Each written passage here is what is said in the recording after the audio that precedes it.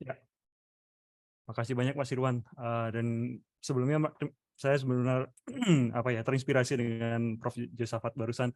Luar biasa pengalaman beliau, terutama juga dalam secure dana dan apa namanya sampai bisa permanent position untuk post profesor di Jepang. Ya, jadi saya sebenarnya ya cukup malu sebenarnya karena ini hanya sekedar untuk mengisi ya sekelumit kecil kalau kalau istilah saya dalam perjalanan beliau ya sebagai pada tahap awal beliau meniti karir. Ya, jadi kembali terima kasih juga kepada I4 yang sudah memberikan kesempatan untuk sharing pengalaman ya dalam dalam mensecure budget untuk research. Jadi title saya adalah bagaimana kita mampu meningkatkan success rate atau kemungkinan untuk mendapatkan funding di Jepang dalam hal ini khususnya sebagai young researcher untuk KKNHI ya. Oke, saya coba memperkenalkan diri dulu. Ya tadi sudah disampaikan Mas Irwan, saya saat ini adalah asisten profesor di Departemen Art Research Engineering di Kyushu University. Kemudian juga kebetulan juga berafiliasi dengan Kyushu University Institute for Asian and Oceanian Studies sejak 2020.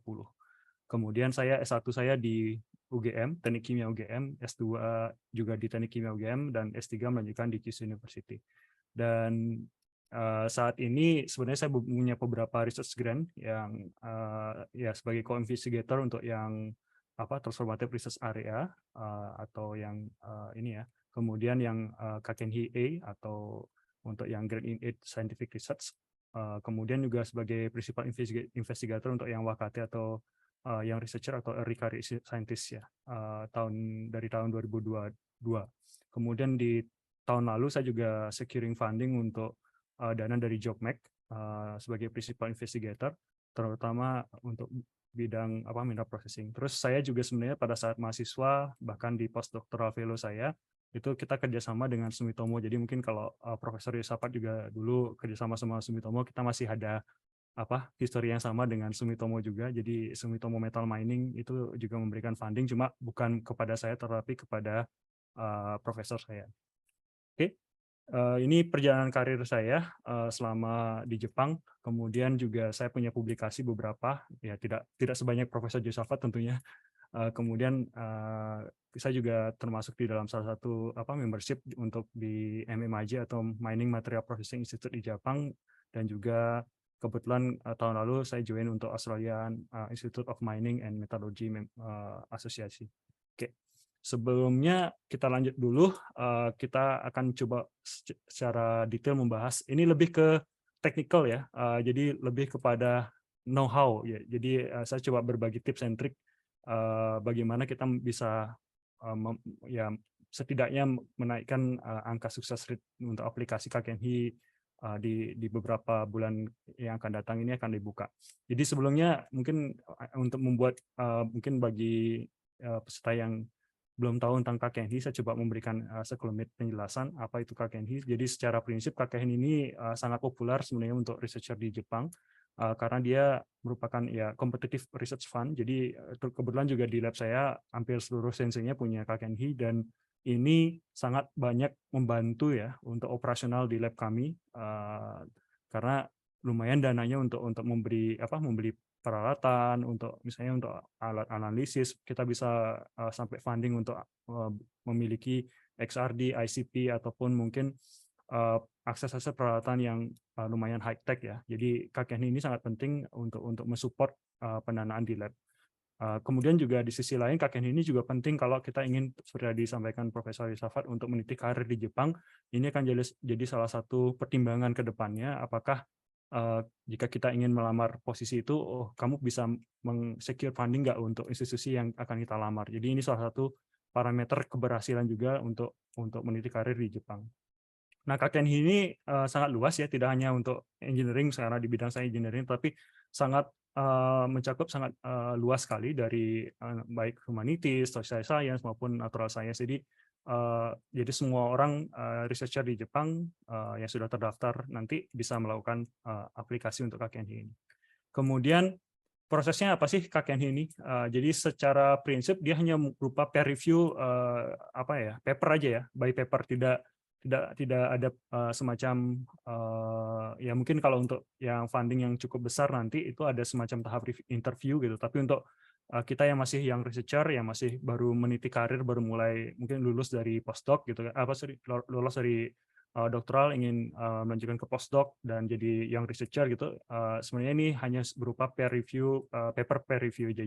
Jadi semuanya tergantung dari dokumen yang kita siapkan. Nah, itu kata kuncinya. Jadi KKNHI ini adalah paper based assessment. Jadi kalau kita menyiapkan sebaik mungkin paper kita, ya kita bisa berharap bahwa proses reviewnya akan lebih smooth. Kemudian budgetnya juga lumayan besar, nanti kita akan lebih detail, dan secara rata-rata acceptance rate-nya ada sekitar 28-30% ya. Jadi tergantung, kita bisa breakdown tergantung dari jenis KKNHI yang akan kita apply. Nah, ini cukup lumayan cukup besar ya. 28% ini angka yang bagi saya lumayan. Dan ini bisa lebih besar untuk tergantung universitasnya. Biasanya untuk universitas yang gede, misalnya mungkin kayak Todai atau Kyudai, itu angka acceptance-nya bisa jauh lebih tinggi dari nasional, rata nasional. Kemudian yang paling menarik adalah saya sudah membuktikan sendiri bahwa kita bisa memenangkan grant ini kalau dalam bentuk bahasa Inggris. Jadi tidak harus Anda bisa memiliki kemampuan bahasa Jepang yang mumpuni ya, tetapi kalau Anda meng-apply dalam bahasa Inggris, itu juga memungkinkan Anda untuk mendapatkan grant ini. Jadi tidak menutup kemungkinan untuk mendapatkan grant ini. Oke, ini adalah salah satu data yang saya ambil dari websitenya KKNHI terkait dengan tren dari KKNHI. Jadi bisa Anda lihat acceptance rate-nya kurang lebih di angka 26-28% ya untuk nasional. Dan setiap tahunnya hampir 90 ribuan sampai 100 ribuan paper atau proposal yang masuk ya untuk apa namanya, untuk dievaluasi. Jadi Anda bisa bayangkan kalau Anda sebagai reviewer harus menghandle sekian banyak dokumen, nanti kita akan membahas tentang ini nanti lebih detailnya. Oke, ini tadi yang sudah saya sampaikan. Terus ini terkait dengan proposal dalam bahasa Inggris dari tahun ke tahun, kita lihat ada kurang lebih 60 sampai 80, ya kadang sampai 90-an lebih, itu ada yang proposal yang disubmit ya ke KKNHI, dan dari sekian banyak ini di tahun 2021 itu sekitar 29 proposal diterima. Dan ini trennya semakin naik ya tiap tahunnya. Jadi saya rasa mungkin ini tren yang cukup baik untuk Jepang, di mana mungkin ingin lebih internasionalisasi di sisi penelitian ya. Jadi saya kira ini juga kabar baik buat kita yang international researcher di Jepang.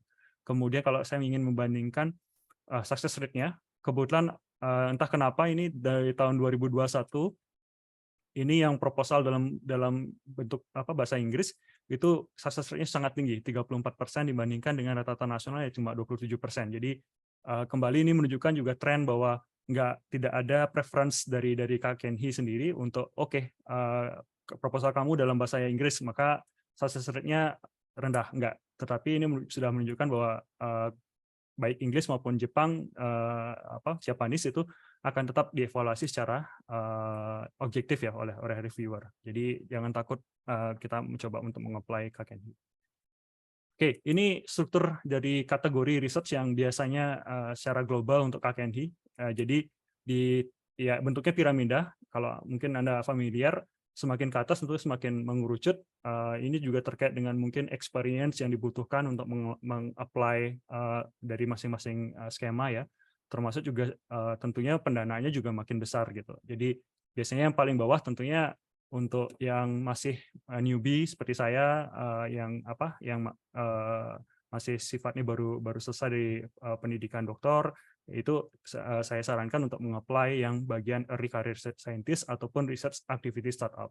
Ini suatu yang langkah yang lebih mudah untuk kita untuk sebagai langkah awal masuk ke dunia per-KKNHI-an.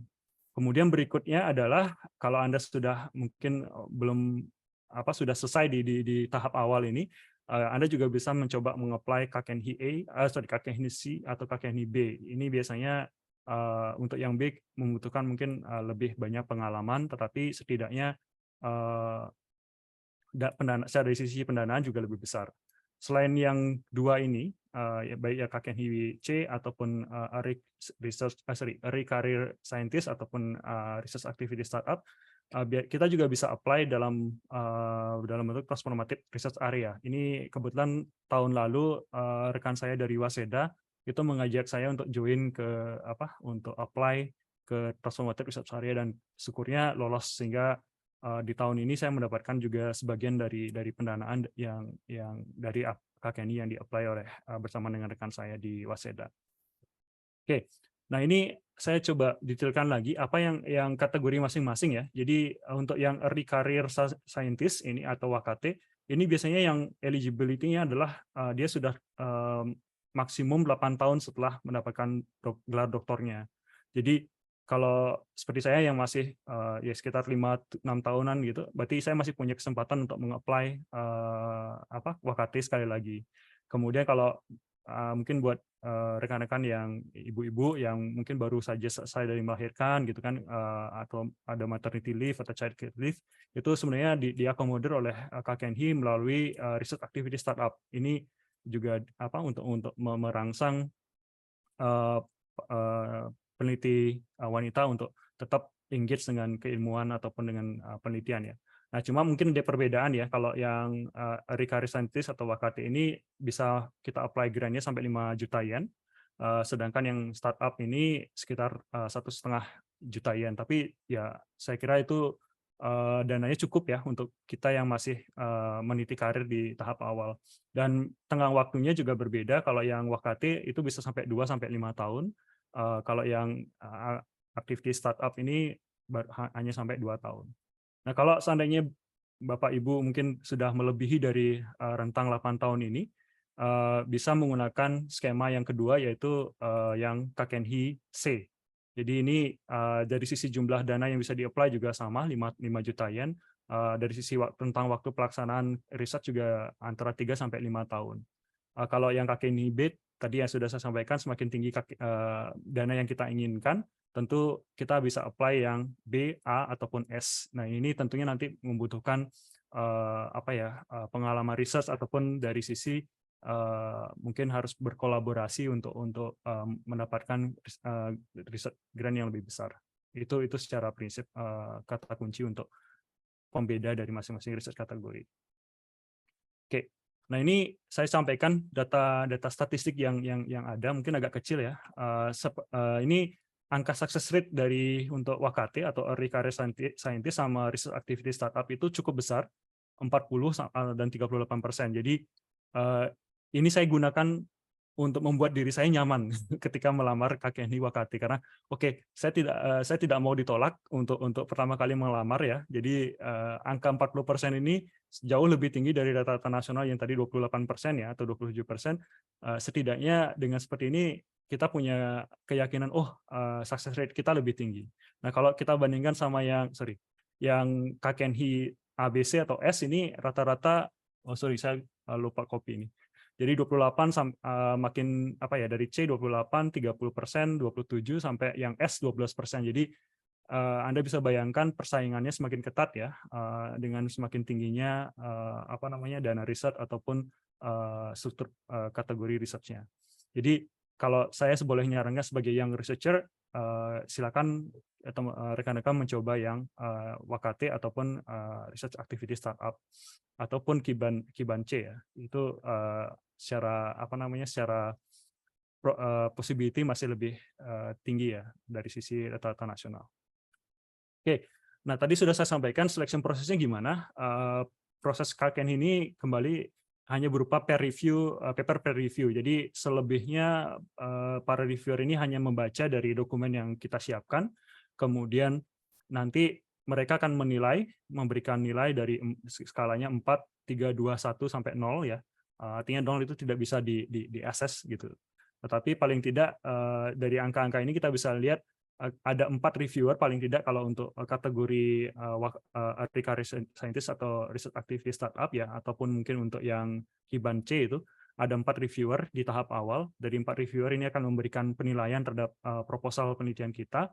Kemudian mereka akan menentukan di ranking skor total kita.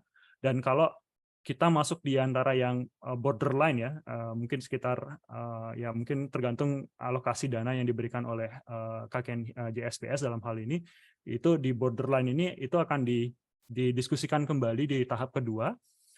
Apakah kira-kira ada penilaian kembali ya di tahap berikutnya ini, sehingga bisa jadi yang tadinya mungkin di bawah borderline atau di luar borderline itu malah bisa lolos di tahap kedua. Jadi ini proses yang terjadi selama proses review untuk seleksi proposal KKNI.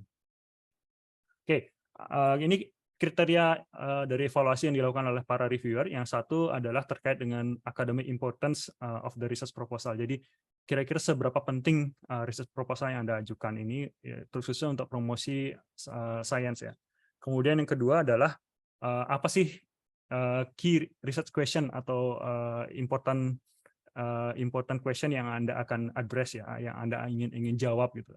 Nah, ini harus secara Anda jelaskan secara gamblang, apakah ini juga di mana originality-nya dan juga creativity-nya di bagian mana. Kemudian juga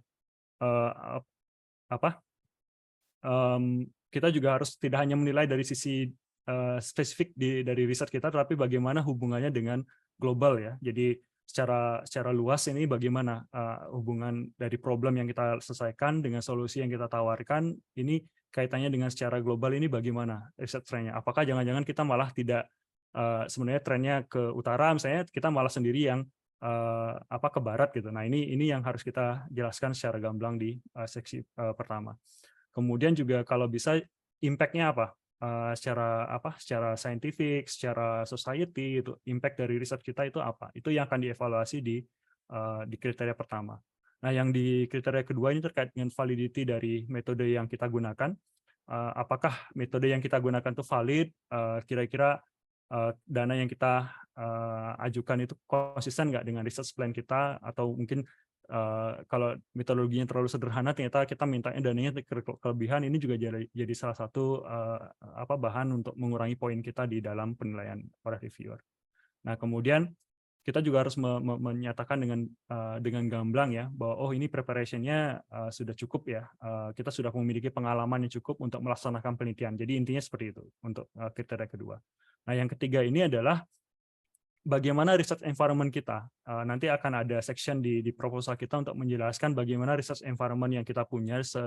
Jadi ini lebih kepada bagaimana, apakah kita punya environment yang cukup kuat untuk membantu kita menyelesaikan research kita. Nah, ini yang sebenarnya yang ingin dilakukan di tahap di kriteria nomor 3 ini. Kemudian juga apakah kita memiliki research facilities ataupun equipment ataupun material yang sudah ada, atau kita harus purchase. Nah, ini juga harus di declare ketika kita mengajukan proposal. Nah, yang keempat ini tentunya tentang budget yang akan kita tawarkan. Apakah ini benar-benar kita butuhkan? Jadi tidak hanya sekedar mengadang-adang untuk mengajukan, saya butuh beri peralatan A, B, C gitu, tetapi ternyata itu memang nggak diperlukan misalnya. Nah, itu juga jadi salah satu evaluasi kriteria yang dilakukan oleh reviewer. Oke, nah itu beberapa kriteria sebelum kita mulai masuk ke writing penulisan KKNI. Ini ada hal yang penting yang harus Anda miliki dulu sebelum kita mulai ke tahap penulisan. Yang pertama adalah Anda harus memiliki ID, researcher ID ya, untuk mengakses IRAD. Nah, jadi seluruh proses aplikasi yang Anda akan lakukan nanti untuk KKNI ini akan dilakukan melalui IRAD. Nanti akan saya tunjukkan. Dan untuk mengakses IRAD, Anda butuh researcher ID. Gimana caranya? Ya biasanya kita harus kontak dengan departemen office gitu ya, untuk menyampaikan, saya mau melakukan aplikasi KKNI. Atau bisa Anda tanyakan ke profesor atau supervisor Anda di laboratori untuk mendapatkan researcher ID ini seperti apa. Nah, selain ini, Anda juga harus sudah memenuhi atau sudah pernah mengikuti courses ya, berupa ethic education ataupun compliant education, karena ini penting, termasuk juga mungkin tadi disampaikan oleh Profesor Josaphat terkait dengan adanya pelanggaran security ya. Jadi ini penting untuk memberikan pemahaman kepada researcher yang akan melamar KKNI. Oke, ini salah satu contoh IRAD yang website IRAD yang akan kita gunakan untuk mengakses atau mengapply KKNI ya. Jadi seluruh proses yang lamaran itu akan ada di dalam sini, termasuk juga beberapa jenis-jenis research kategori yang tadi saya sampaikan sebelumnya, itu kita semuanya ada di dalam IRAD ini. Oke. Kemudian important things yang perlu Anda siapkan kedua adalah guidelines-nya. Anda perlu memahami secara penuh guideline dari bagaimana penulisan, bagaimana para reviewer mengevaluasi dan tata struktur proposal dan segalanya. Itu semuanya Anda harus pahami karena ya mungkin kalau yang sudah terbiasa dengan pola Jepang, Anda tahu bahwa di sini kadang-kadang titik koma itu sangat-sangat diperhatikan ya. Jadi sangat-sangat detail untuk sesuatu yang mereka ingin evaluasi. Jadi follow the rule itu kata kunci untuk yang kedua. Dan yang ketiga yang juga nggak kalah penting adalah Anda memilih riset kategori yang tepat sesuai dengan kriteria Anda. Karena tadi yang saya sampaikan success rate Anda tergantung pada kategorinya. Kalau Anda mungkin masih bisa melamar yang Wakate, kenapa harus masuk ke Kiban C dan Kiban B? Karena mungkin ya dari sisi research grant misalnya Anda up to 5 million misalnya ya bisa memilih Wakate ketimbang yang Kiban C. Tetapi kalau misalnya Anda menginginkan dana yang lebih besar misalnya dari 5 juta yen, Anda tentunya harus melamar yang Kiban B atau Kiban A ya. Tentunya dengan konsekuensi ya success rate-nya turun dan Anda butuh effort yang lebih banyak untuk bisa memenangkan research grant ini. Nah, berikutnya adalah memilih appropriate review section, karena ini penting. Jadi, karena prosesnya paper review, jadi hanya berupa paper review ya, jadi memilih review section yang tepat itu harus sangat penting. Misalnya, saya dari mineral processing gitu, walaupun penelitian saya mungkin kadang-kadang tidak terkait dengan mineral processing, tetapi harus ketika kita memilih review section, ini harus sesuai dengan tema topik research yang akan kita ajukan. Jadi bukan berdasarkan background kita, tetapi lebih kepada proposal ini kira-kira masuk ke mana ya. Nah, ini yang perlu rekan-rekan perhatikan secara seksama terkait dengan review section. Nah, ini sebagai mungkin kalau misalnya, saya bingung, saya masuk kira-kira ke review section yang mana. Nah, ini ada website dari Kaken untuk melihat kira-kira Anda masuk ke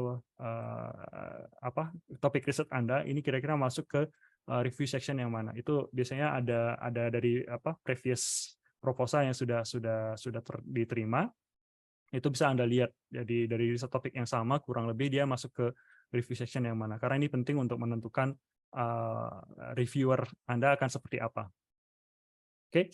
Nah, ini timeline yang ingin saya sampaikan. Jadi biasanya ini untuk yang tahun lalu ya, untuk tahun ini yang sedang jalan, biasanya yang Wakate dan ataupun scientific research ini itu dimulai bulan Juli nanti untuk yang Kiban, kemudian yang Wakate nanti Agustus. Nah, nanti yang Kiban itu September deadline submission-nya, kalau yang Wakate nanti Oktober.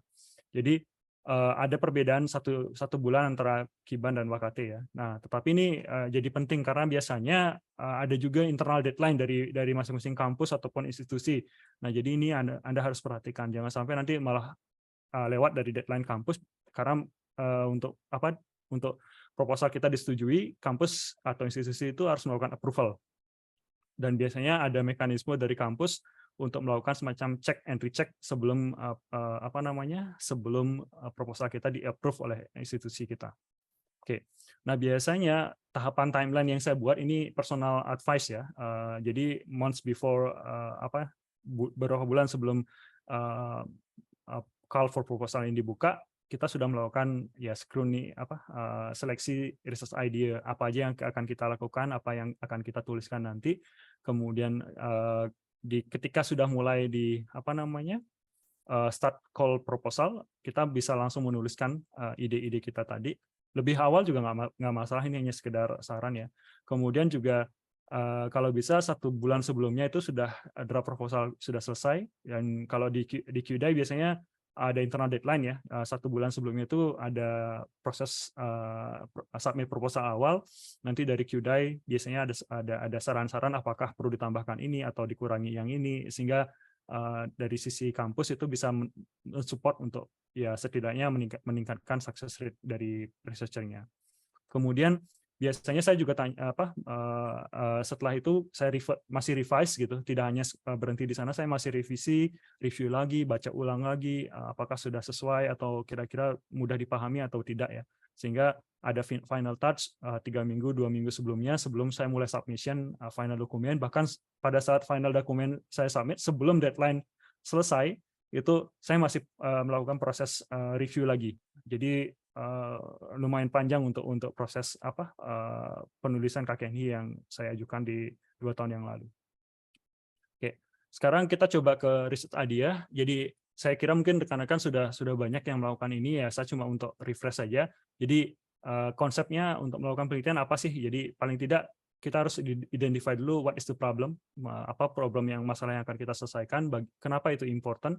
Karena ini akan melahirkan key research question ya, atau objektif dari penelitian yang akan kita ajukan di proposal nanti seperti apa.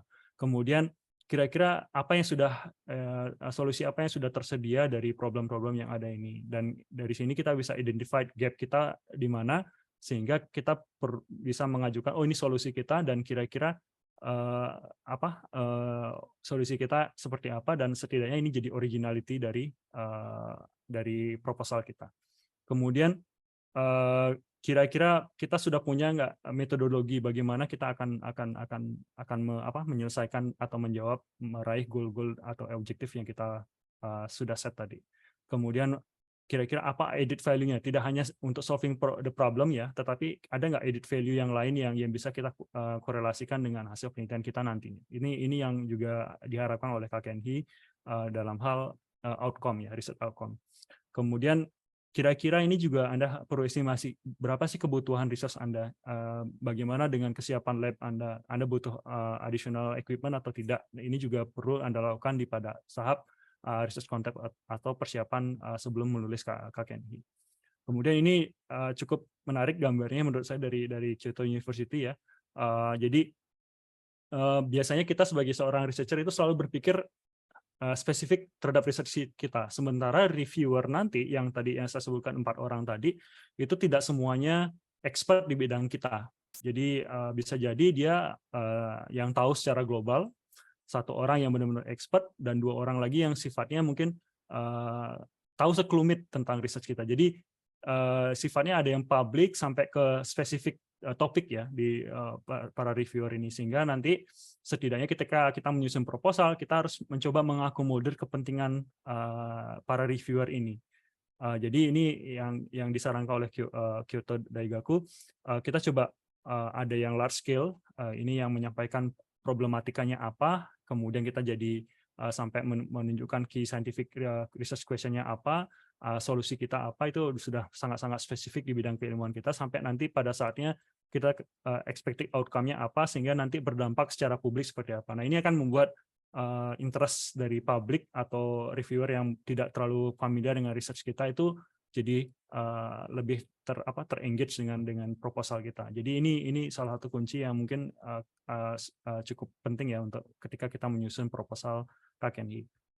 Kemudian setelah kita mulai research idea dan siap untuk menuliskan, ya seperti tadi saya sampaikan, ini beberapa tips yang perlu Anda Anda mungkin bisa tiru ya. Jadi yang perlu Anda perhatikan sangat-sangat penting, karena ini proses seleksinya hanya berdasarkan dari peer review paper saja, dan reviewernya itu bisa menghandle mungkin sampai 40 atau 60 paper dalam sekali masa review ya. Jadi Anda bisa bayangkan kalau mereka adalah mungkin sama-sama researcher seperti kita yang sibuk, mungkin ada yang profesor, ada yang memang banyak kegiatan juga gitu ya. Sehingga mereka akan sangat-sangat sibuk. Kemudian mereka juga lebih banyak orang Jepang, dan bisa jadi bukan di expert di bidang kita, sehingga dengan kriteria ini di pemikiran kita itu kita bisa meng-set up apa sih yang kita perlu siapkan di dalam menulis proposal kita agar para reviewer ini bisa memahami isi proposal. Jadi ini bukan tentang ego pribadi, oh saya riset saya paling bagus, bukan, tetapi ini lebih kepada memenangkan hati para reviewer ini agar dia memilih paper kita. Nah, itu sebenarnya yang terjadi selama kita menyusun proposal KKNI. Jadi bagaimana kita mendapatkan secure dana dengan cara menggayat para investor kita ya, seperti itu kurang lebih. Nah, jadi yang pertama ya buatlah proposal Anda ya easy to understand ya. Jadi simple, interesting gitu. Segala sesuatunya dibuat clear, concise, nggak bertele-tele, tetapi juga konsisten. Jadi ini yang paling penting untuk meringankan beban para reviewer yang sangat banyak ini. Kemudian yang kedua, karena ya ini pengalaman saya di lab, tidak banyak orang Jepang yang bisa fluent dalam bahasa Inggris ya. Jadi lebih banyak mereka adalah orang bahasa Jepang yang punya basic understanding terhadap Inggris gitu. Jadi bukan ini mengurangi mendiskreditkan orang Jepang, tidak, tetapi kita harus bersiap untuk worst case scenario bahwa ya syukur-syukur kalau kita ketemu orang reviewer orang Jepang yang sangat-sangat fluent bahasa Inggris sehingga proposal kita bisa dapat dipahami dengan mudah. Tapi kalau seandainya kita mendapatkan orang reviewer yang belum bahasa Inggrisnya masih basic gitu, sehingga ini yang harus kita sasar ya. Jadi saran saya di proposal yang pernah saya tulis itu, saya coba menggunakan bahasa Inggris yang simple, kemudian juga short sentence dan paragraf. Jadi untuk mengurangi ambiguity atau kesalahpahaman terhadap reviewer. Jadi kemudian juga hindari penggunaan jargon-jargon, mungkin kalau di bidang saya sangat spesifik, misalnya flotasi atau gimana gitu ya. Nah ini saya coba mengurangi kata-kata ini, tapi saya mencoba membuat dia lebih general gitu. Kemudian ada juga aspek-aspek teknikal yang saya perlu jelaskan terlebih dahulu sebelum mulai menggunakan istilah teknis tadi di dalam paper saya. Itu yang saya lakukan di KKNHI proposal pada periode yang lalu. Kemudian selain yang tadi, kita juga biasanya kalau orang Jepang menulis paper seperti ini ya, seperti saya perlihatkan ini, jadi dia sangat karena saya kurang tahu, mungkin kalau sutur bahasa Jepang itu cukup compact ya, karena semacam piktogram gitu ya. Jadi satu kanji itu kan berbagai makna gitu. Jadi kayak lebih ringkas ya kelihatannya untuk ide yang mungkin yang sama kalau dalam bahasa Inggris. Jadi mereka bisa menggunakan highlight, entah di italic, entah kita bisa menggunakan underline gitu. Tapi jangan sampai overdo ya, jangan sampai berlebihan menggunakan untuk highlight important faktor di proposal kita. Kemudian kita bisa menggunakan gambar untuk membuat gagasan kita lebih kelihatan, lebih mudah dipahami, karena biasanya mungkin ada previewer yang dia akan dari sisi melihat gambar, dia akan cepat, oh saya tahu maksudnya seperti apa. Jadi buat gambar Anda easy to understand juga. Jadi bagaimana flow mungkin research Anda, bagaimana mungkin mekanisme yang akan Anda propose itu dari sisi penggambaran itu akan lebih memudahkan para reviewer untuk memahami. Kemudian yang paling penting tentunya story yang kita ingin ajukan itu sangat clear dan objektif, itu sudah terdefinisi dengan baik. Dan yang paling penting lagi adalah kita mengajukan proposal itu untuk agar bisa nanti diimplementasikan. Jadi jangan buat proposal yang terlalu gegap gempita gitu, terlalu wah, tetapi ternyata kita sendiri belum bisa melakukannya nanti. Jadi bukan itu yang diminta oleh KKNHI, tetapi lebih ke, oh Anda kemampuannya seberapa, Anda mengajukan story proposal Anda seperti apa, kira-kira dengan kemampuan yang Anda punya bisa nggak selesai. Itu sebenarnya yang ingin disampaikan oleh KKNHI dari kriteria yang tadi saya sebutkan. Oke, ini salah satu contoh yang saya lakukan di proposal KKNHI di Wakate saya di 2021 ya. Jadi saya lengkapi dengan gambar untuk membuat story-nya clear bahwa oh saya sudah pernah melakukan ini ide riset saya coba apply oxidation treatment untuk pemisahan mineral misalnya dengan teknik flotasi. Jadi saya bisa semoga saja ini salah satu yang faktor yang membuat proposal saya kemarin lolos untuk KKNHI. Oke. Berikutnya kita mulai ke tahap proposal ya, penulisan proposal. Jadi biasanya ini dokumen yang akan Anda dapatkan ketika nanti mengakses webnya KKNHI. Jadi yang perlu saya garis bawahi, dokumen ini bisa jadi berubah setiap tahun. Jadi pastikan Anda mendapatkan dokumen yang sama, dokumen yang terbaru. Jadi dari setiap dokumen ini biasanya ada bagian atasnya ini, dan ada semacam instruction ya. Jadi yang atas ini semacam description yang tidak boleh dihapus, dan yang di bawahnya ini semacam untuk membantu guideline yang penulisan proposal yang nantinya bisa Anda hilangkan. Nah, di bagian tahap awal ini ada summary ya. Ini yang paling penting sebenarnya ketika reviewer akan mulai membaca proposal Anda. Ini salah satu contoh dari summary yang saya gunakan.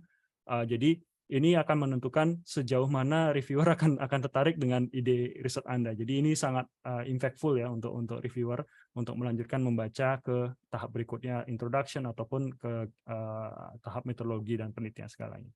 Oke, biasanya saran saya 10-12 line, kemudian coba memberikan brief introduction, apa riset objektifnya, kemudian juga apa expected outcome-nya, dan kalau orang Jepang mungkin bisa menambahkan sedikit gambar karena mungkin tulisan mereka cukup kompak ya seperti yang saya sampaikan.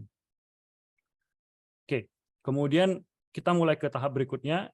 Biasanya saran saya yang selalu saya dapatkan adalah dari instruction ini, saya selalu menggunakan ini poin-poin di sini ini sebagai header. Jadi saya selalu menggunakan poin-poin yang harus ada di dalam bagian pertama ini sebagai header yang akan membantu menggait saya apakah saya sudah memenuhi atau belum masing-masing poin ini. Jadi saya selalu copy paste dan membuat semacam header untuk masing-masing item yang harus saya penuhi. Kemudian berikutnya dari sisi penulisan proposal, ya tadi saya sampaikan juga silakan melengkapi gambar. Nah, gambarnya biasanya saya gunakan gambar itu untuk membuat semacam kayak research plan ya, research metodologinya seperti apa, kemudian juga research schedule. Dan ini sudah inline antara research metodologi dengan research schedule saya dalam 2 tahun yang saya sudah rancang. Jadi ini akan membantu penjelasan saya nanti di section 4, sehingga reviewer sudah langsung engage, saya paham maksudnya. Itu yang mungkin yang bisa saya sarankan untuk membuat proposal Anda lebih easy understanding. Kemudian berikutnya section kedua. Jadi section kedua nanti mulai page 5 ya. Jadi tadi section 1 hanya ada 4 halaman. Kemudian section kedua itu dimulai di halaman kelima.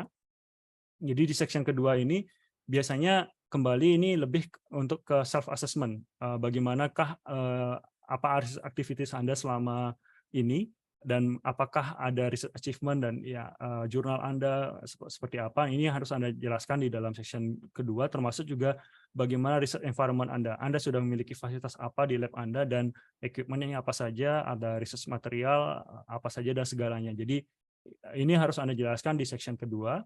Dan kembali seperti saya sarankan, gunakan heading ini atau poin-poin ini sebagai heading Anda ya. Jadi saya selalu membuat dua heading di dalam section kedua ini. Kemudian gunakan juga guideline di sini untuk membantu Anda kira-kira apa sih deskripsi yang diharapkan dari section kedua. Misalnya, saya membutuhkan semua histori saya, publikasi saya apa saja, adakah buku, paten ataupun review gitu ya. Kemudian juga apa saja yang sudah saya miliki fasilitas di lab. Nah, ini semuanya kita sudah tulis di dalam section kedua. Nah, ini salah satu contoh yang saya juga gunakan. Jadi di section awal ini saya gunakan research history saya di 2 paragraf awal. Jadi di sini tidak ada semacam kayak publikasi jurnal saya tidak secara ekstensif disampaikan ya. Jadi hanya berupa list ya di sini. Jadi saya melakukan penelitian ini sudah publikasi di sini di sini di sini. Jadi tidak berupa ekstensif sekali seperti kita menulis kayak mungkin publication list kalau di CV kita. Ini lebih kepada story, telling a story. Jadi apa saja yang sudah Anda lakukan, publikasinya di mana, atau mungkin ada paten terkait dengan research activity ini mungkin bisa disampaikan secara storyline gitu.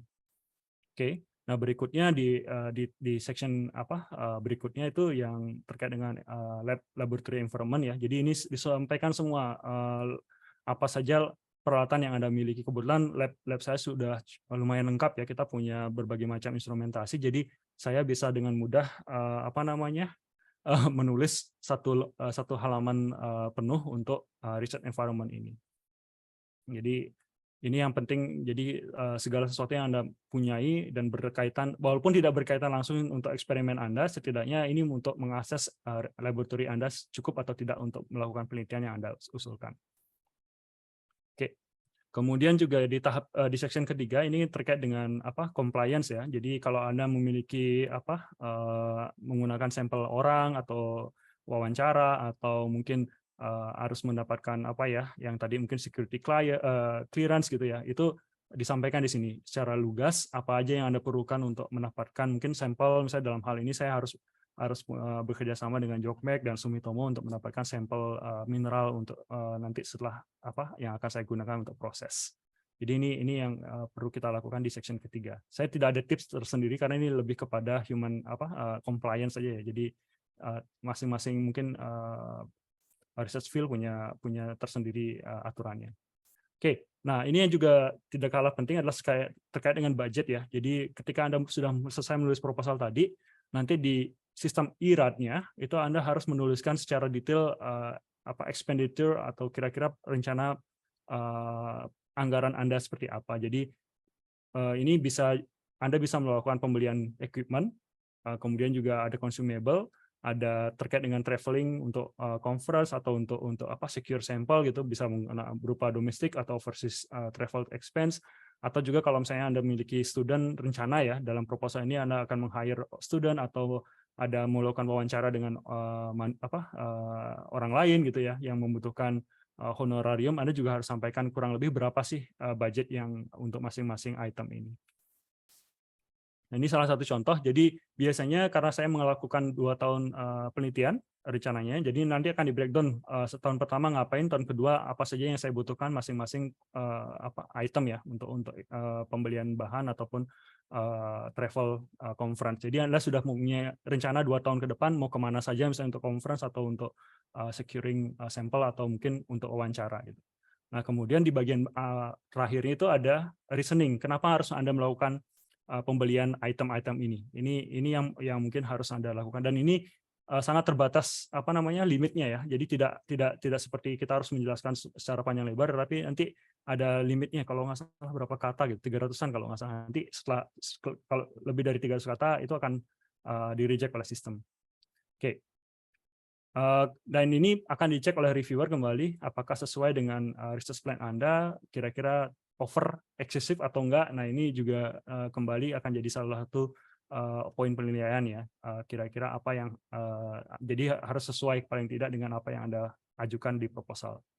Oke, ini sekedar proposal personal advice. Jadi untuk proposal dalam bahasa Inggris yang selalu yang selalu saya ingin sampaikan itu tidak ada panduan baku dari KKNI berapa font size ataupun line space gitu ya. Jadi Anda bisa menggunakan berbagai macam font size, tidak terlalu besar karena itu akan membatasi limit Anda dalam menulis, tidak juga terlalu kecil, jadi Anda bisa bayangkan kalau reviewer Anda mungkin yang sudah sepuh gitu ya, membaca cukup kecil kan agak susah, sehingga saran saya menggunakan font size kira 10 atau 11 ya. Kemudian line spacing-nya mungkin sekitar 1 atau 1,5 tergantung dari kepadatan dari proposal Anda.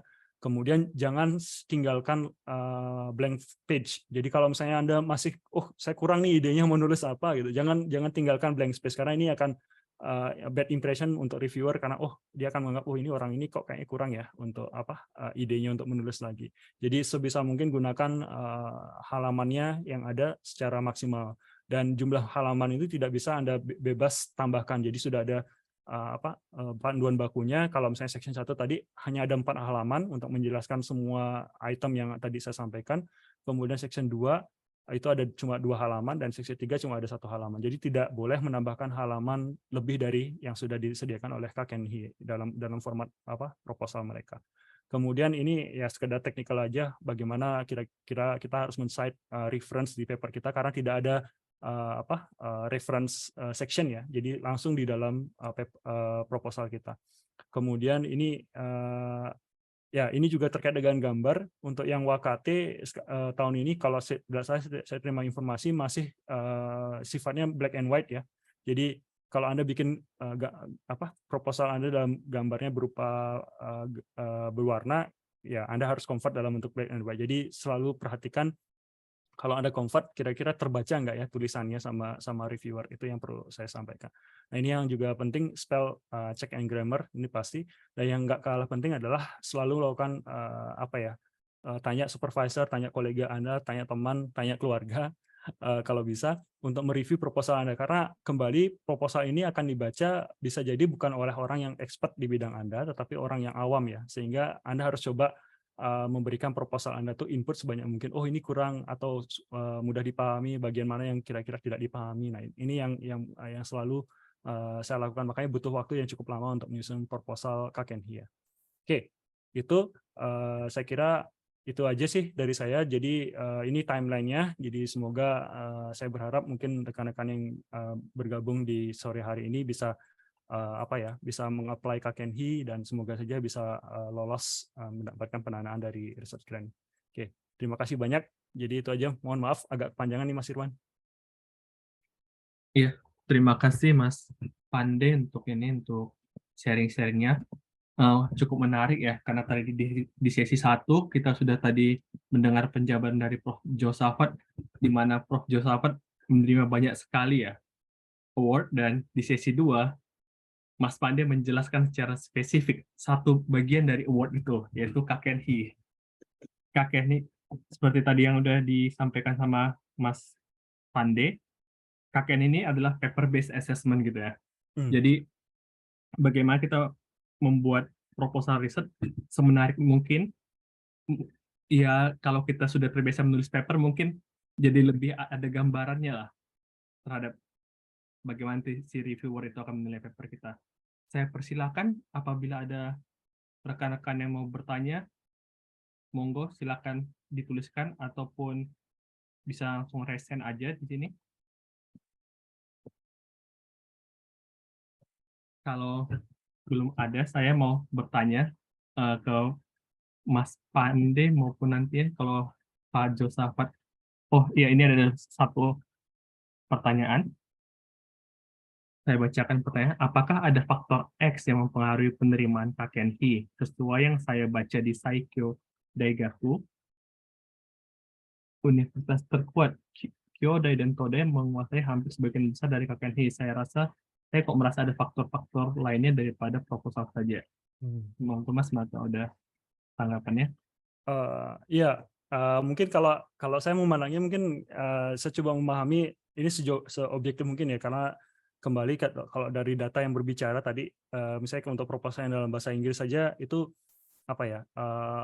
masih fair ya, artinya tidak ada diskriminasi dari sisi success rate ya yang lolos. Jadi kalau berkaca dengan itu, saya kira ini lebih kepada akses saja, karena mungkin yang Todai atau yang kampus-kampus besar ini dia memiliki resource yang sudah mampan ya, sehingga ketika mereka memiliki proposal atau research idea itu sudah punya environment yang cukup handal gitu. Kemudian juga mungkin peneliti-peneliti yang ada di dalamnya itu sudah pengalaman, sehingga nanti success rate mereka itu jauh lebih tinggi mungkin dibandingkan dengan universitas-universitas yang lain. Itu menurut saya bisa jadi ada bias di sana gitu ya bagi saya.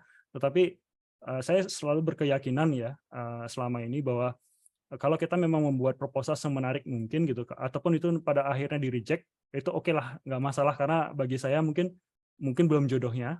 Itu kembali kita mencoba berpikir positif, mungkin belum jodohnya, kita bisa apply lagi tahun depan, karena biasanya beberapa proposal yang ditolak, misalnya tahun ini ditolak, ini kebetulan teman saya sendiri ya, di lab saya, dia bersamaan dengan saya melamar Kakenhi, kemudian ditolak oleh Kakenhi dan hanya saya diterima. Tetapi dia tahun berikutnya apply lagi dengan revisi sedikit saja dari proposal sesuai dengan hasil dari review pada saat dia melakukan Kakenhi.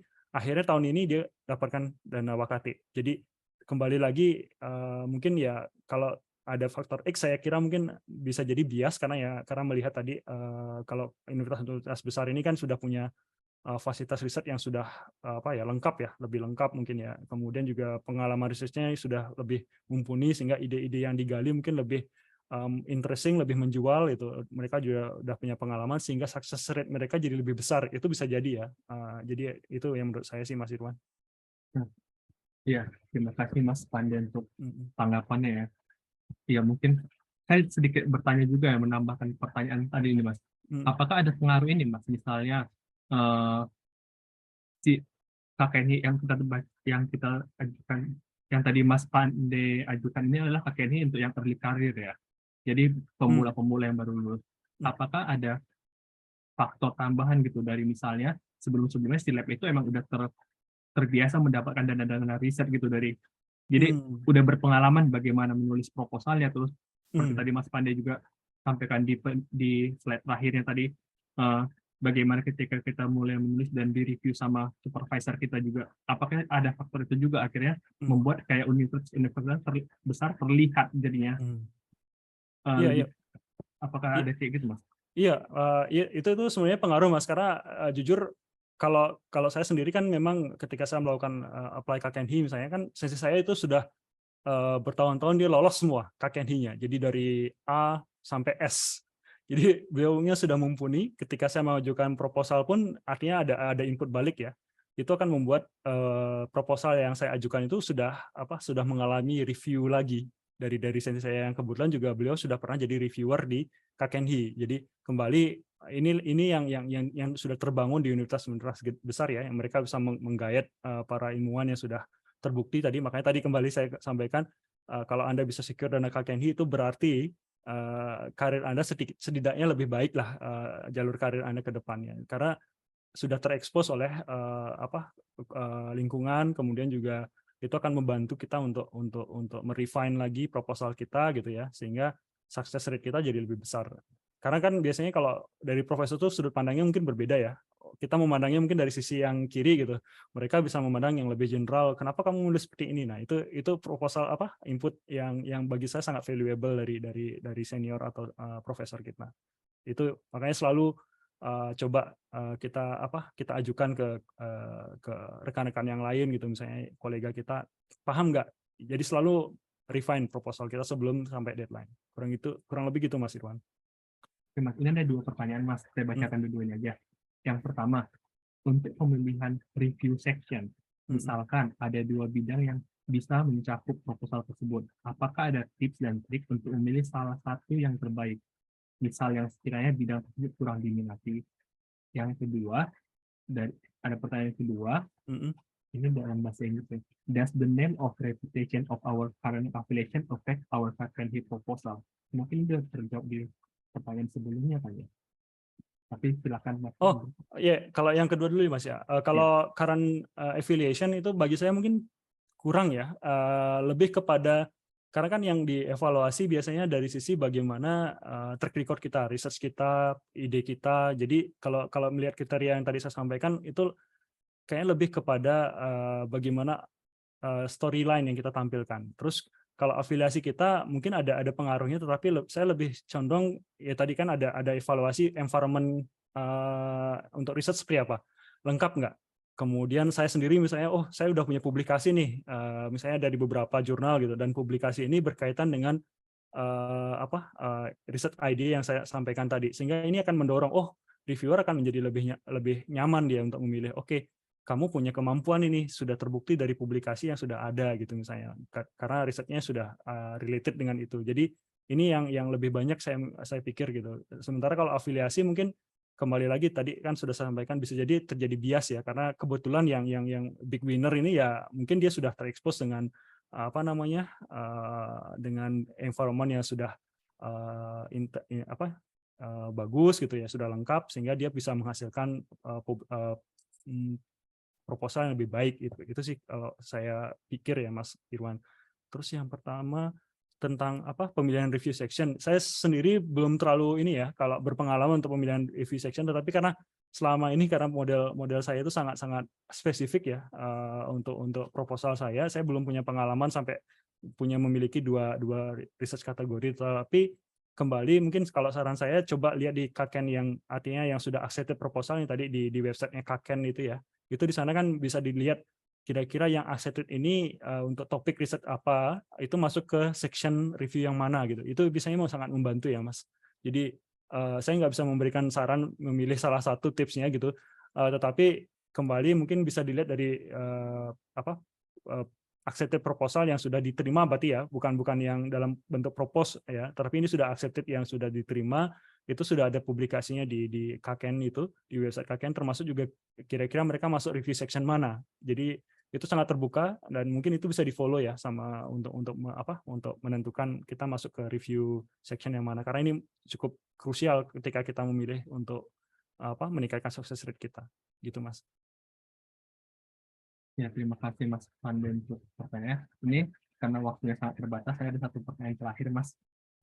Ini mungkin bisa dari Mas Pande maupun nanti kalau Pak Yosafat masih di sini bergabung dengan kita. Ah, Nah, boleh ini boleh menambahkan? Oh, boleh Pak, Boleh silakan untuk Pak. pengalaman? Ya, ya. oke, boleh Oke. tambahkan dulu Pak sebelum saya. Oke, kebetulan saya menjadi reviewernya KKNI juga. Nah, Gitu. Nah, gini, itu jangan lupa juga masukkan itu ya, riset map ya. Eh, ya, riset map itu kan ada, itu di situ biodata kita lah. Itu yang nge-linknya ke ini, ke apa ya, Tidak. ke application form kita ya, gitu. Nah, itu sedapat mungkin, seupdate mungkin ya, yang khususnya yang berhubungan dengan aplikasi kita. Tadi misalnya ada juga yang tanya misalnya 2 bidang yang mana yang paling tepat gitu kan ya. Case-nya seperti contohnya saya itu kan ada yang case-nya ke telekomunikasi khususnya antena propagasi, dan juga ada remote sensing ya. Remote sensing itu di Kangkyo Dotai itu. Nah, Kangkyo Dota itu di dalamnya ada remote sensing, kemudian di Kensetsu Kanren ya, itu juga ada remote sensing. Nah, itu remote sensing yang mana gitu yang paling pas gitu. Nah, itu tergantung kita sih. Kita bisa lihat kok di situ. Kalau mau detailnya lihat topik-topik yang pernah diterima saat ini gitu kan ya. Itu mendekat kemana gitu kan ya. Karena mau nggak mau juga reviewer itu kan manusia juga ya. Ada kadang-kadang ada juga yang like dislike gitu ya, gitu ya. Nah, itu makanya kita harus tadi di presentasi saya, Anda sedapat mungkin ikut aktif di organisasi ya, gitu, dan presentasi. Khususnya yang di ini conference atau simposium di Jepang gitu. Karena nanti yang berhubungan dengan bidang kita, pasti mereka itu reviewernya orang yang kebanyakan di ini, di simposium itu gitu kan ya. Kalau orang Jepang itu sukanya orang yang gambatir ya, orang yang kerja keras gitu kan ya. Kalau melihat oh orang ini selalu presentasinya aktif gitu kan. Oh, berarti saya percaya kalau ini saya loloskan ke dia, pasti dia akan bekerja dengan baik dan menghasilkan yang baik gitu. Nah, itu juga ada perasaan seperti itu ya. Kalau bisa setidaknya kan Gakkai itu kan paling setahun sekali 2 kali kan ya, gitu. Nah, itu kalau bisa rutin lah, ikut yang domestik. Kalau saya pribadi enggak, biasanya saya kirim mahasiswa setidaknya 2 orang 3 orang lah di simposium dalam negeri, kemudian internasional juga kita ikut. Karena mau nggak mau nanti akan dinilai juga orang ini tahu nggak sih? Tadi kan ada yang di presentasinya Pak Pande, ada yang posisi riset kita itu di luar negeri, di global itu bagaimana, sama di dalam negeri bagaimana ya. Nah, orang ini dia kalau hanya di dalam negeri akan kuper ya biasanya. Itu berarti nanti, oh ini nanti jangan-jangan hasil riset ini sudah ada di luar negeri dan mubazir gitu, riset ini gitu. Nah, itu ini sisi lain ya, sisi lain yang nggak ditulis di dalam itu ya. Kakek itu, guideline-nya itu ya. Itu ada seperti itu. Mungkin bisa jadi referen lah ya gitu. Dan saya itu punya impian ya, budget di Indonesia itu kan terbatas ya gitu. Nah, kalau bisa kita itu mengelingkan kerjasama ya. Jadi ada orang Indonesia juga di dalam anggota researcher kita gitu. Kalau saya biasanya saya pasang di situ agar ada uang KKNI ini sebagian bisa saya gunakan untuk meng-invite mereka untuk riset di dalam lab kita. Seperti itu. Ya, mungkin untuk jembatan dulu lah Indonesia, sampai kalau Indonesia sudah maju nanti kan malah kebalikan kan kita akan ditarik Indonesia. Ya, harapan kita seperti itu. Ya, ya. Terima kasih Tambang. Itu mungkin bisa menjadi referensi. Ya. Saya ada sedikit pertanyaan lagi, ini mungkin jadi satu pertanyaan terakhir. Karena kita berbicara tentang budgeting ya tadi ya. Nah, saya jadi menarik nih untuk bertanya. Itu bagaimana sih sebenarnya mengelola budget dari KKNI ataupun dari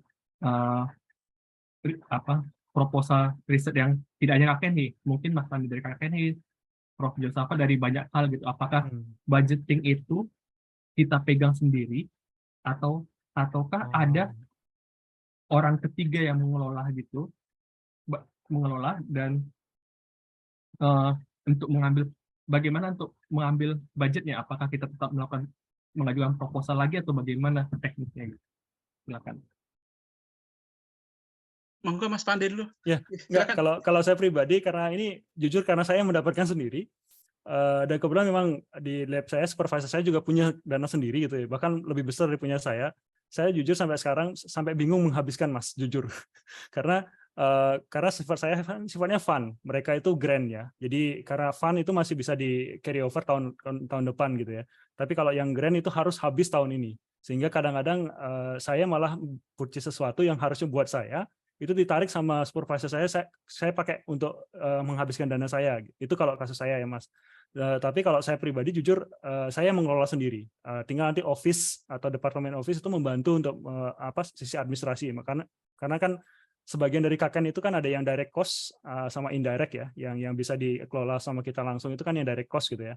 Yang indirect nanti kampus yang akan mengelola untuk support kegiatan riset kita. Nah ini termasuk juga untuk support dari sisi administrasi. Tapi secara penuh kita yang menggunakan. Makanya nanti ada kayak semacam pedoman gitu ya, apa aja yang boleh, apa aja yang enggak. Itu setelah kita udah dapat KKN-nya nanti itu akan ada di semacam pedoman yang harus kita pahami gitu Mas. Itu kalau dari saya. Silakan Prof. Yoswafat mungkin bisa nambahkan. Oke, terima kasih sekali Pak Pande. Ya, jadi gini, kalau budget itu kan kalau KKNHI itu biasanya dititipkan ke universitas ya. Kampus. Nanti 30% itu ada tambahan lagi 30% kan SCKHI ya. Itu uang yang diberikan ke university untuk kan riset, kita semakin riset semakin besar itu kan pasti butuh listrik, air, gas dan lain-lain kan ya. Nah, itu untuk bayar-bayar seperti itu termasuk untuk meng-hire staff-staff yang kalau university seperti Kyushu University, Todai itu kan banyak ya. Itu kan berarti perlu orang sendiri yang khusus involve untuk KKNHI itu. Nah, itu biasanya uangnya masuk ke university, terus kita nanti paling ini aja pakai sistem budget university kalau mau beli ini dan nanti ada aturan lagi misalnya kalau Chiba University sampai 300 mang ya, sampai 3 juta yen itu kita nggak perlu ini lelang ya lelang istilahnya. ya, betul. Nah, lelang kan ya. Nah, itu semakin universitas semakin besar, orangnya semakin banyak, biasanya nilai itu semakin tinggi gitu. Batasnya soalnya semakin banyak lelang kan repot ya gitu kan. Ya, Chiba University dulu 1 juta yen aja lelang dulu. Pusing gitu kan ya, persiapannya lelang itu 6 bulan gitu kan. Nggak mungkin kan ya gitu. Nah, untuk mengurangi kerja itu semakin besar gitu. Nah, itu kalau budget kita semakin besar kan kita repot juga kan ya. Makanya kalau kita seperti saya Kibang S gitu itu kita masukkan juga opsi di situ untuk meng-hire sekretaris kita sendiri. Nah, itu untuk mengatur budget kita gitu. Makanya di lab saya ada sekretaris itu. Bahkan kalau kita punya project itu saya sampai punya 3 sekretaris di lab saya ya. Itu untuk ngurusin lab saya sendiri, itu saya bayarin dari uang lab. Kemudian untuk budget misalnya dulu ada untuk JRC, kemudian lain-lain, terus ada lagi misalnya Sumitomo dulu juga besar, itu kita punya sendiri. Soalnya kalau ini sekretaris itu kadang-kadang ya, saya tuh dipekerjakan sebagai sekretaris lab untuk urusan akademik, kenapa kok saya harus ngurusin dana budget gitu. Ada yang seperti itu gitu kan ya, terus minta gaji tambahan gitu kan. Sedangkan aturan di university nggak boleh gitu. Satu orang mau pekerjaannya banyak sedikit sama gitu kan ya. Gitu. Maaf ini baru KKNHI. Nah, nanti ada lagi yang Kifuking, itu dari perusahaan, itu bentuknya biasanya ada 3 ya. Jutaku Kenkyu, maksudnya Kenkyu yang diserahkan ke kita untuk melakukan riset, nanti hasilnya di-sharing ke dia gitu. Terus kemudian Kyodo Kenkyu, kerjasama itu maksudnya kita sama-sama melakukan riset. Seperti saya dengan Sumitomo, dengan NextB, ya dengan SoftBank itu kami punya kerjasama seperti itu. Itu sama-sama orangnya datang ke kami ke sana gitu terus gitu. Nah, kalau Jutaku Kenkyu kita dapat uangnya aja, kita kerjakan, hasilnya kita laporkan ke mereka. Itu terus kemudian ada lagi yang Kifuking. Kalau Kifuking itu hanya nerima aja uang. Nerima uang udah terserah kita gitu. Mau digunakan untuk apa, kita bebas gitu kan ya. Nah, itu nah ini juga pengaturannya bebas kita bebas gitu. Tapi sampai hari ini, detik ini, saya itu nggak pernah lihat namanya uang dalam bentuk uang itu nggak pernah gitu kan. Semua dalam sistem gitu kan dalam ya. sistem betul. Ya, jadi kita untuk mengurangi korupsi dan lain-lain ya. Makanya tadi Pak Pandi disampaikan harus compliant, itu harus kita oke semua. Soalnya itu cukup berat ya kalau misalnya kita dapat dana terus kita titipkan dulu ada istilahnya nitipkan ke perusahaan gitu kan ya. Seolah-olah seharusnya harganya misalnya 100 kita Markup. lelang 150 gitu kan ya. Terus 50-nya kita titipkan sana, nanti kalau saya butuh untuk perjalanan kemana-mana saya minta uangnya gitu. Itu dulu ada ya gitu. Nah sekarang nggak boleh. itu nggak boleh, itu ada compliance-nya seperti itu ya gitu. Nah semakin berat sekarang ini gitu kan, jadi nggak bisa apa-apa gitu. Kita mau berpikir jelek aja udah Nggak bisa. jangan-jangan ini gitu. Ya. Ya, Itu nambahkan Prof. Jadi benar monggo, Mas, artinya kita mau belanja itu benar mungkin kalau di Indonesia ya memang dana riset kan memang ada untuk insentif peneliti ya. Kalau Ya, di sini pure nggak KKN itu ada. hanya untuk penelitian gitu. Itu aja kuncinya. Jadi kita nggak ada pemikiran aneh-aneh lah. Mau ngasih dana itu enggak. Iya. Berarti Gaji kita dana itu sama ya, kita mau dapat uang besar sekali, berapa oku, puluh oku, ratus oku, gaji saya itu sama, dompet saya juga sama. Gitu loh. Nah, saya malah bisa menggaji orang yang gajinya lebih tinggi daripada saya. Kadang-kadang saya itu juga, kok orang di bawah saya, bawahan saya gajinya lebih tinggi daripada saya, padahal ini proyek saya gitu kan ya. Nah, berarti itu ini kondisi. Pak, setiap dana itu ya digunakan untuk memperbesar lab jadinya ya. Iya. Biasanya gitu Mas. Jadi kalau saya sendiri pengalaman gini, sensi saya malah gabungkan karena kita punya profesor, ada asosiat, ada asisten ya. Itu punya KKNHI bisa digabung, beli dana gede, beli peralatan yang lumayan besar, lebih besar dari budgetnya KKNHI masing-masing ya. Itu jadinya makin lengkap. Sehingga ke depannya itu kita mau apply KKNHI dapat lagi gitu karena environment-nya udah makin lengkap gitu. Kurang lebih gitu. Terus juga ya karena kita sudah mulai comply gitu kan, biasanya mereka akan lebih prudence dengan track record kita gitu sih Mas. Iya, terima kasih. Itu kayaknya ada Mas pertanyaan lagi Pande. Mas, satu lagi terakhir Mas. Oh ya, ini ada pertanyaan terakhir saya bacakan saja. Untuk evaluasi proyek KKNHI di intern per tahun atau evaluasi akhir, kira-kira seberapa pentingkah pencapaian dalam jumlah publikasi, konferensi dan sebagainya? Apakah sangat berpengaruh mungkin untuk aplikasi KKNHI berikutnya? Nah ini saya kurang punya pengalaman Prof. Josafat. Mungkin Prof bisa bantu Prof. Yang ini Prof. Oh, iya. Itu kan setiap tahun kan tadi Pak Pande sudah menyampaikan kan ya. Jadi setiap tahun itu apa sih yang harus kita targetkan kan ya. Betul. Itu kan sudah kita buat dan itu kan semacam kita membuat janji ya gitu kan. Nah, janji itu sedapat mungkin kita penuhi, setidaknya itu kita penuhi. Kalau bisa malah pekerjaan yang tahun berikutnya kita selesaikan di tahun sebelumnya, itu akan menjadikan nilai poin kita lebih bagus ya. Karena mau nggak mau yang sudah kita upload itu kan tertulis ya, report dari KKNHI ini akan di open di Kokai Toshokan kan ya, ya betul, di library nasional ya. Nah itu orang Jepang itu kan ya orangnya itu kadang-kadang ada yang iseng juga kan ya, di Indonesia juga sama aja gitu kan ya.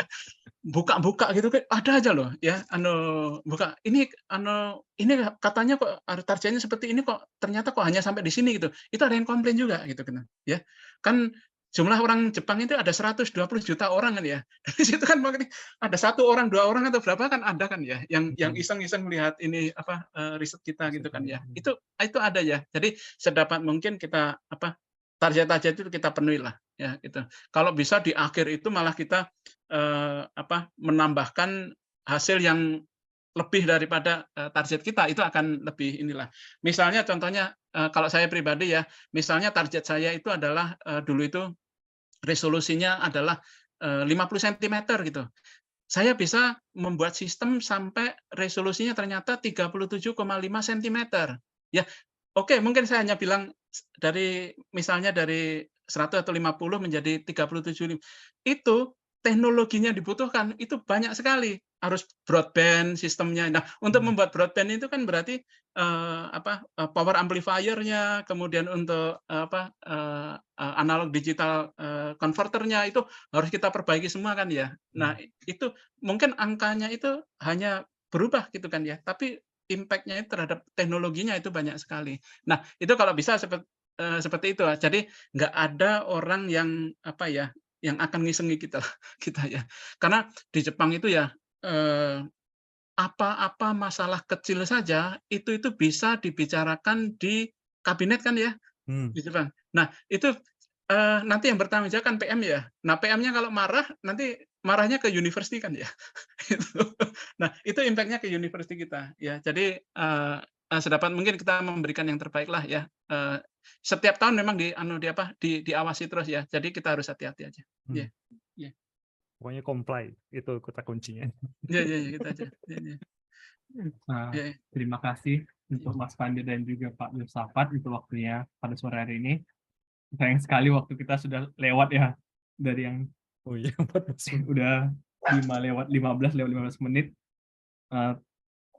Terakhir sebelum saya tutup, saya mengucapkan terima kasih kembali untuk Pak Yosafat yang telah meluangkan waktunya dan memberikan insight ya buat kita di sini, dan juga Mas Pande juga untuk waktunya juga, dan rekan-rekan semua yang telah berpartisipasi di dalam acara Tea Time Talk yang keempat di edisi bulan Juni ini. Demikian acara hari ini, dan selanjutnya saya akan menutup acara pada sore